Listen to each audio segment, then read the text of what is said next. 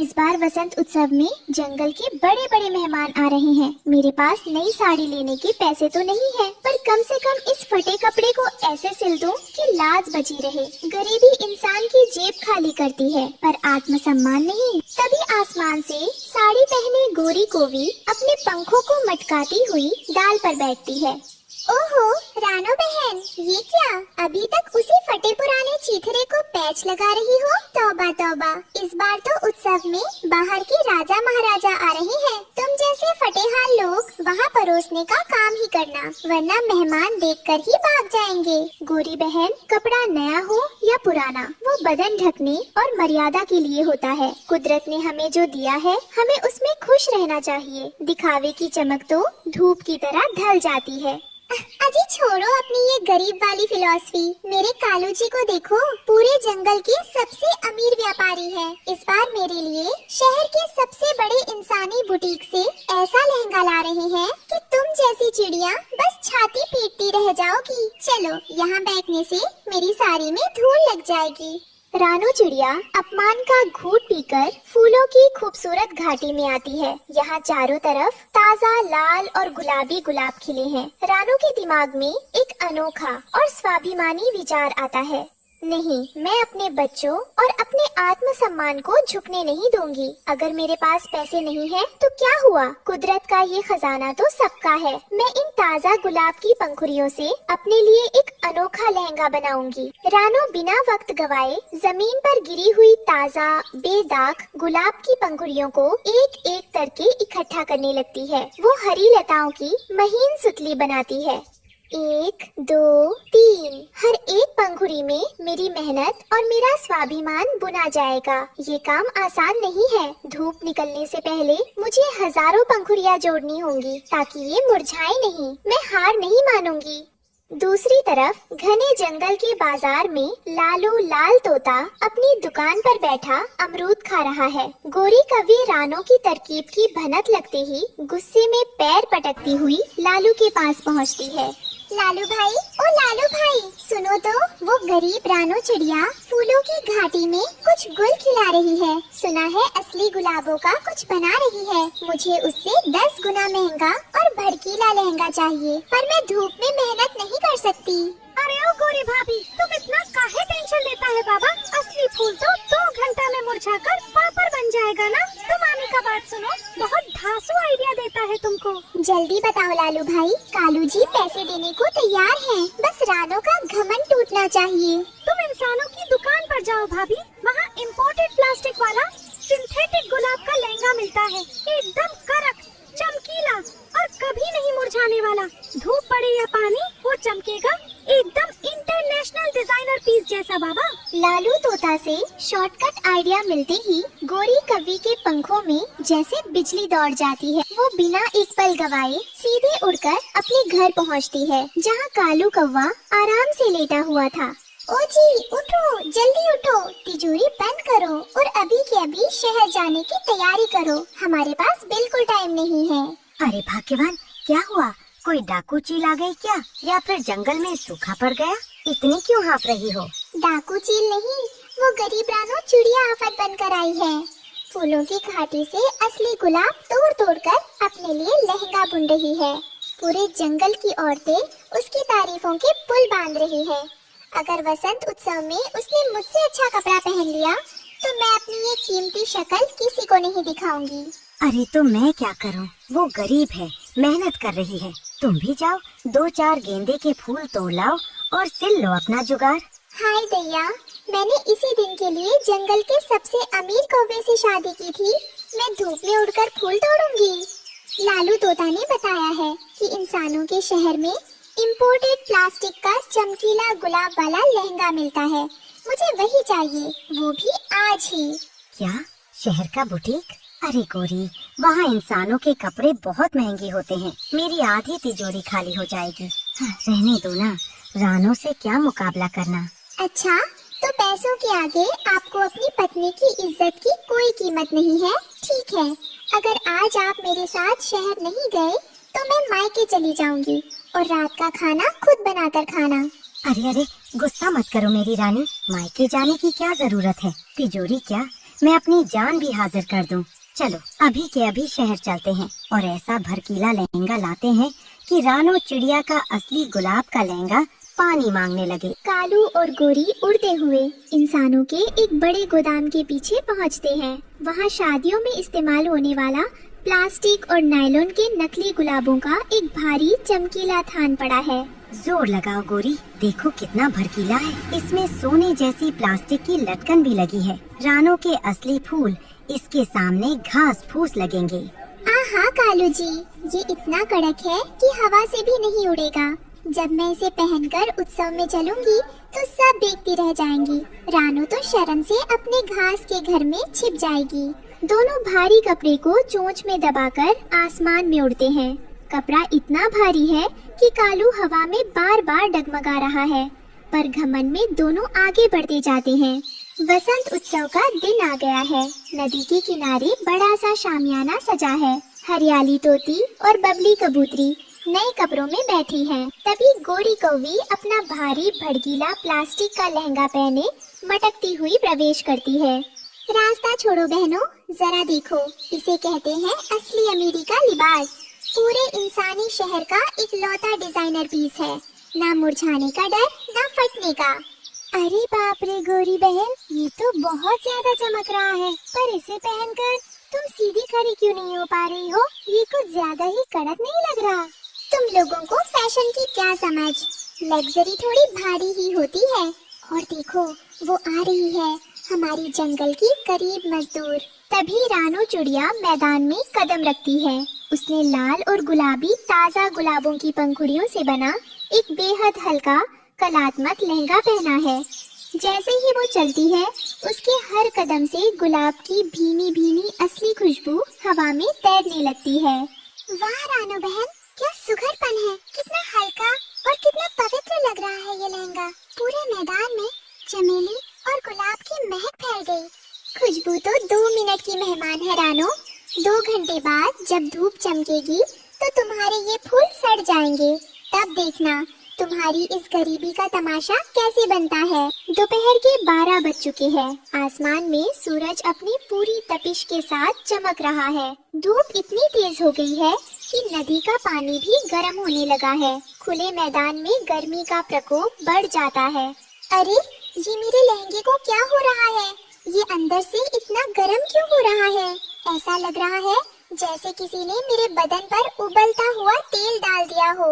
गोरी, तुम्हारे लहंगे से ये कैसी अजीब सी कड़वी बदबू आ रही है। और देखो, इसके प्लास्टिक के गुलाब तो पिघलकर आपस में चिपक रहे हैं। गोरी का लहंगा सिकुड़कर उसके पंखों से चिपक जाता है और उसमें से केमिकल का भयानक काला धुआं और बदबू निकलने लगती है। बचाओ! ये प्लास्टिक मेरी त्वचा में चिपक गया है। मुझे बहुत जलन हो रही है। लालू तोता, तुमने मुझे बर्बाद कर दिया। कोई इस कपड़े को निकालो। गोरी कौवी बदबू और जलन से बेहाल होकर मैदान से भागती है और पास के एक गीले दलदल के किनारे गिर जाती है। लेकिन प्लास्टिक की उस कड़वी मीठी केमिकल वाली बदबू से आकर्षित होकर जंगल के हजारों गंदे कीड़े मकोड़े, डाकू मक्खियाँ और मच्छर गोरी के ऊपर हमला कर देते हैं। भागो गोरी, ये मक्खियाँ तुम्हें खा जाएंगी। ये तो बहुत बड़ी मुसीबत हो गई। हमारा सारा घमंड इस दलदल में मिल गया। मैं मर जाऊंगी कालू जी। मेरी अमीरी ने मुझे कहीं का नहीं छोड़ा। पूरे जंगल के सामने मेरा तमाशा बन गया। अब हमें कौन बचाएगा? दूसरी तरफ उत्सव के मैदान में धूप पड़ने से एक चमत्कार होता है। धूप की वजह से रानो के असली गुलाबों की पंखुड़ियों के अंदर का अर्क और ज्यादा एक्टिव हो जाता है, जिससे उसकी खुशबू 10 गुना बढ़ जाती है। देखो बहनों, रानो का लहंगा मुरझाया नहीं, बल्कि धूप पड़ने से उसके फूल और ज्यादा खिल गए हैं। और देखो, खुशबू सूंघकर आसमान से हजारों सुंदर रंग बिरंगी तितलियाँ और चमकीले जुगनू रानो के लहंगे के चारों तरफ मंडराने लगे हैं। ऐसा लग रहा है जैसे रानो कोई परी हो। कुदरत का दिया हुआ कभी धोखा नहीं देता। जो चीज ईमानदारी और सादगी से बनाई जाए, वक्त आने पर कुदरत खुद उसकी हिफाजत करती है। तभी रानो को दूर से गोरी के रोने और कीड़ों के भिनभिनाने की आवाज आती है। रानो बिना एक पल गवाए अपनी सहेलियों को लेकर तुरंत उस दलदल वाले रास्ते की तरफ दौड़ती है। वहाँ गोरी की हालत देखकर रानो का दिल पसीज जाता है। गोरी बहन, घबराओ मत, मैं आ गई हूँ। रानो अपने लहंगे से कुछ ताज़ा गुलाब की पत्तियाँ तोड़ती है और उनकी खुशबू से मक्खियों को भगाती है। वह औषधीय लताओं से गोरी के बदन से चिपका प्लास्टिक साफ करती है। रानो, तुम मेरी मदद कर रही हो? मैंने तुम्हें गरीब कहा, तुम्हारे पुराने कपड़ों का मजाक उड़ाया और आज जब मेरी नकली चमक ने मुझे धोखा दे दिया, तुम अपना पवित्र लहंगा खराब करके मुझे बचा रही हो। गोरी बहन, कपड़े और पैसे इंसान का स्टेटस तय कर सकते हैं, पर उसका चरित्र नहीं। एक स्त्री जब मुसीबत में हो तो दूसरी स्त्री का फर्ज है कि वह उसकी लाज और उसका जीवन बचाए। अमीरी गरीबी तो आनी जानी है, पर इंसानियत हमेशा रहती है। रानो बहन, आज तुमने हमारी आंखें खोल दी। हम पैसों के घमंड में अंधे हो चुके थे, हमें माफ कर दो। शाम का समय हो चुका है। आसमान में लालिमा छाई है। बरगद के पेड़ के नीचे पूरे जंगल की पंचायत बैठी है। उल्लू बाबा अपनी ऊंची कुर्सी पर बैठे गंभीर मुद्रा में देख रहे हैं। रानो चिड़िया बीच में खड़ी है और उसके पास गोरी कौवी साधारण कपड़ों में हाथ जोड़े खड़ी है। तो जंगल के वासियों, आज का ये उत्सव हमें एक बहुत बड़ा सबक देकर जा रहा है। कालू और गोरी ने बाजार की नकली चमक से अपनी शान बढ़ानी चाहिए, पर कुदरत की एक ही धूप ने उनका घमंड पिघला दिया। और हमारी रानो बहन ने अपनी सूझबूझ, सुघरपन और ईमानदारी से कुदरत के फूलों को ऐसा बुना कि आज पूरा जंगल उसकी कला का मुरीद हो गया। उल्लू बाबा, रानो सिर्फ कला में नहीं, दिल में भी हमसे बहुत अमीर है। आज उसने न सिर्फ मेरी जान बचाई, बल्कि एक औरत का सम्मान भी बचाया। आज से रानो मेरी बड़ी बहन है और मैं इसके सुघरपन की दासी हूँ। नहीं गोरी बहन, हम सब बराबर है। बस हमेशा याद रखना, दिखावे की बियाबान चमक से बेहतर है सादगी का गुलिस्तान। शॉर्टकट और नकली चीजें कुछ पल के लिए आंखें चौंधिया सकती है, पर जो आदर, मेहनत और सच्चाई से मिलता है वह कभी नहीं मुरझाता। पूरा जंगल रानो चिड़िया की जय हो के नारों से गूंज उठता है।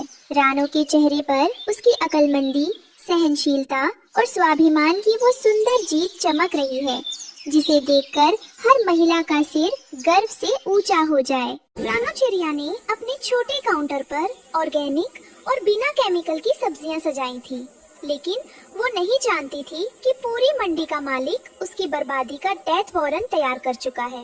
रानो, इस मंडी में अगर राज करना है तो मेरी बनाई हुई केमिकल वाली खाद अपनी सब्जियों में मिलानी ही होगी। तेरी ये बिना केमिकल वाली सीधी सादी सब्जियां मेरी करोड़ों की मिलावट की फैक्ट्री को घाटा दे रही हैं। या तो कल से हमारी कंपनी के लिए काम कर, वरना तेरी पूरी दुकान को जहरीला घोषित करवाकर तुझे सलाखों के पीछे डलवा दूंगा।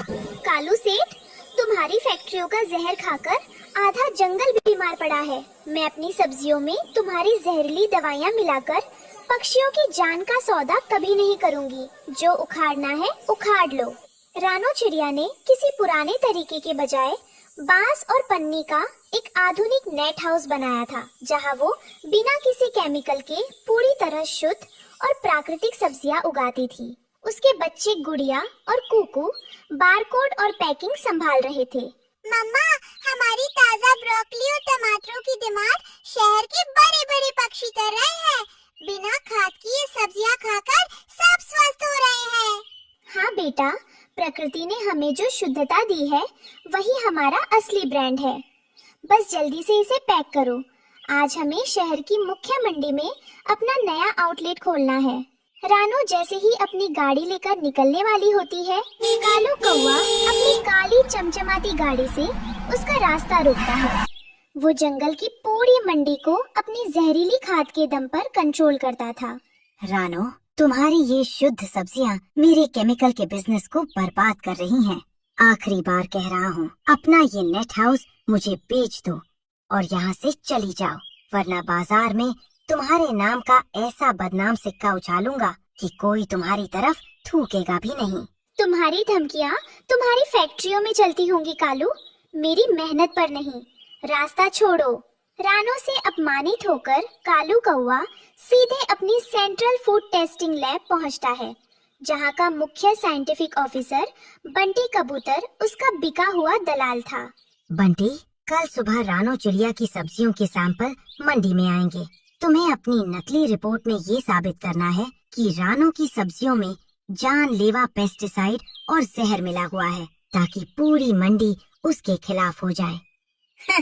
काम हो जाएगा कालू सेठ। कल सुबह रानो की ईमानदारी का अंत खुद विज्ञान की नकली रिपोर्ट करेगी। अगली सुबह जैसे ही रानो की दुकान पर ग्राहकों की भीड़ लगती है, कालू कौवा नकली फूड इंस्पेक्टरों की टीम लेकर वहां पहुंच जाता है और बंटी की बनाई नकली जहरीली रिपोर्ट सबके सामने लहरा देता है। रुको भाइयों, मत खाओ रानो की सब्जियां। इस लैब रिपोर्ट को देखो। रानो जिसे शुद्ध कहती है, उसमें धीमा जहर मिला हुआ है। ये हमारे बच्चों को मारना चाहती है। क्या रानो चिड़िया इतना बड़ा धोखा कर रही थी? इसकी दुकान बंद करो और इसे जंगल से बाहर निकालो। रानो को मंडी से बेदखल कर दिया जाता है। कई दिनों तक वो घर में कैद रही। उसका काम धंधा ठप था और समाज उसे गुनहगार समझ रहा था। अपनी माँ को इस हाल में देखकर गुड़िया का दिल रो रहा था। तभी रानो की पुरानी और समझदार दोस्त बुलबुल उसका हौसला बढ़ाने उसके घोंसले पर आती है। रानो बहन, हिम्मत मत हारो। पूरा जंगल भले ही कालू सेठ की उस नकली लैब रिपोर्ट पर भरोसा कर रहा हो, पर मैं तुम्हारी ईमानदारी को बरसों से जानता हूँ। तुम्हारी शुद्ध सब्जियों में जहर हो ही नहीं सकता। क्या करूं बुलबुल? उस मिलावटखोर कालू ने विज्ञान का सहारा लेकर मुझे पूरी मंडी के सामने झूठा साबित कर दिया। अब मेरे पास खुद को बेकसूर साबित करने का कोई रास्ता नहीं बचा। रास्ता है रानो बहन। जहर का इलाज जहर से ही होगा। कालू ने तुम्हारे खिलाफ नकली कागजात बनाए हैं, तो हमें उसके खिलाफ असली वीडियो सबूत लाना होगा। कल ही मैंने शहर की सीमा पर इंसानों के कबाड़ खाने में एक छोटा चालू हालत वाला इंसानी स्पाई कैमरा देखा है। बुलबुल आंटी, आप बिल्कुल ठीक कह रहे हो। अगर हम उस कैमरे को छुपाकर कालू की जहरीली खाद वाली सीक्रेट रिफाइनरी के अंदर सेट कर दे, तो बंटी कबूतर और कालू की पूरी साजिश कैमरे में रिकॉर्ड हो जाएगी। बिल्कुल सही कहा गुड़िया बेटी। कालू की जहरीली रिफाइनरी का सच ही तुम्हारी मम्मा को इंसाफ दिलाएगा। आगे की जंग तुम्हें अपनी बुद्धिमानी से लड़नी होगी। गुड़िया अपनी माँ को बेकसूर साबित करने के लिए रात के अंधेरे में कालू कौवे की उस गुप्त फैक्ट्री के पास पहुँचती है, जहाँ जहरीली खाद बनाई जा रही थी। वह अपने साथ एक छोटा इंसानी कैमरा लेकर आई थी। कचरे के बड़े ड्रम के पीछे छिपकर मुझे कालू की इस जहरीली रिफाइनरी का वीडियो सबूत बनाना ही होगा। बंटी कबूतर की लैब रिपोर्ट जो नकली है, उसका सच इसी गंदी फैक्ट्री के अंदर छिपा है। गुड़िया चुपके से खिड़की के रास्ते कैमरे को अंदर सेट कर देती है। अंदर कालू कौवा और बंटी कबूतर बैठकर जश्न मना रहे थे और अपनी पूरी साजिश खुद अपने मुंह से बक रहे थे। बंटी, क्या कमाल की नकली रिपोर्ट बनाई तुमने। रानो की असली ऑर्गेनिक सब्जियों को जहरीला बता दिया और हमारी जहरीली खाद को नंबर 1। अब पूरा जंगल सिर्फ हमारा गुलाम रहेगा। खेल खत्म कालू सेठ। तुम्हारी इस सच्चाई का वीडियो अब पूरे जंगल के सामने लाइव चलेगा। अगली सुबह जब कालू कौवा मंडी का प्रेसिडेंट बनने के लिए स्टेज पर भाषण दे रहा था, तभी गुड़िया और कुकू मंडी के मुख्य डिजिटल ब्रॉडकास्ट स्क्रीन के तारों को बदलकर उसमें गुड़िया का रिकॉर्ड किया हुआ वीडियो प्ले कर देते हैं। रानो की असली सब्जियों को जहरीला बता दिया। अरे, ये वीडियो यहाँ किसने चलाया? बंद करो इसे, ये सब झूठ है। वीडियो देखते ही जंगल की जनता का गुस्सा फूट पड़ता है। तभी वहाँ मुख्य फूड इंस्पेक्टर मिट्ठू तोता अपनी पूरी पुलिस फोर्स के साथ एंट्री लेता है। कालू कौवे और बंटी कबूतर, तुम्हारी ये मिलावटखोर लैब और फैक्ट्री को सील किया जाता है। रानो चिड़िया पूरी तरह बेकसूर है और तुम दोनों को नकली रिपोर्ट बनाने और जनता की जान से खिलवाड़ करने के जुर्म में उम्र कैद की सजा दी जाती है। कालू और बंटी के जेल जाते ही जंगल के पक्षियों को अपनी गलती का एहसास होता है। वे रानो चिड़िया और उसकी बहादुर बेटी गुड़िया को ढोल नगारों के साथ वापस मंडी में लाते हैं और रानो को मंडी का नया फूड प्रेसिडेंट चुनते हैं। रानो बहन, आज तुम्हारी और तुम्हारी बेटी की वजह से इस जंगल को मिलावट के कैंसर से आजादी मिली है। आज से पूरे जंगल में सिर्फ तुम्हारी शुद्ध सब्जियों का ही राज होगा। शाम का सुंदर सूरज चमक रहा था। रानो की दुकान पर अब रानो की 100% शुद्ध ऑर्गेनिक सब्जियां का सरकारी मुहर लगा बोर्ड चमक रहा था। गुड़िया और कुकू अपनी माँ के साथ गर्व से खड़े थे। हमेशा याद रखना मेरे बच्चों, धोखे और साजिश के नकली कागजात कुछ पल के लिए सच को दबा सकते हैं, लेकिन जब सच के साथ साहस और सही सबूत खड़े होते हैं तो बड़े से बड़ा कॉर्पोरेट माफिया भी घुटने टेक देता है। सच्चाई कभी नहीं हारती। तो प्यारे दोस्तों, रानो चिड़िया की इस एकदम फ्रेश, थ्रिलर और हाईटेक जीत के लिए इस वीडियो को एक बड़ा सा लाइक दें, अपने दोस्तों के साथ शेयर करें और हमारे चैनल को सब्सक्राइब करना बिल्कुल मत भूलना। कमेंट में जरूर बताएं कि गुड़िया का यह सीक्रेट वीडियो ऑपरेशन आपको कैसा लगा। धन्यवाद।